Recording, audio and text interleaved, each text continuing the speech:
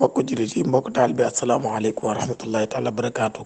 tey di alxames juróom benn fan ci mois de novembre 2024 dafa am benn xale boo xam ne ci Kébémer dafay dugg ci bitig yi di wax ne Mbaye Ndiaye Mbadiar mooy papam Soda Ndiaye mooy yaayam Moussa Ndiaye la tudd. ma leen di xamal ne waxul dëgg.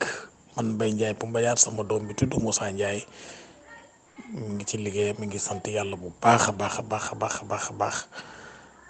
wax nañ ne nag dafa njoole ñuul te am yaram, parce que boo xoolee ni mu waxee da ngay xam ne man ku ma xam la, parce que ñu bari Mbaye Ndiaye Mbadiar la ñuy wax, waaye képp koo dégg mu wax ne Mbaye Dial ndax sama waajuru jigéen tudd Dial da ngay xam ne kooku moom ci famille bi sax la bokk.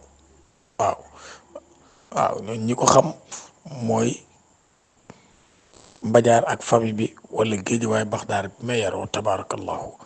kon képp koo xam ne gis nga ko ku taxaw rek ne la Mbaye Ndiaye Mbadiar mooy sama nangam bëgg laaj wala mu leb la wala mu ñaan la bu la ku la ñaan nag bu la neex may nga ko, waaye nag bu mu ko defee ci sama tur.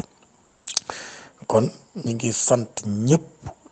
tey jii di alxames di àllarba tey jii di àllarba juróom benn fan ci mois de novembre 2024 man Mbaye Ndiaye bu Mbadiar sama njaboot daal nekkuñu ci àll bi di wëreelu di ñaanaatu wala ak di lebaatu.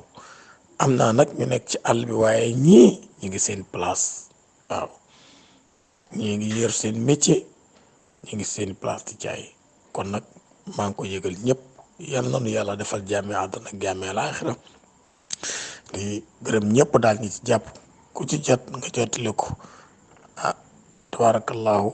kon nag sëñ Babacar Mbaye Niang ak waa Mbawar TV tabarakallahu ak Mbadiar TV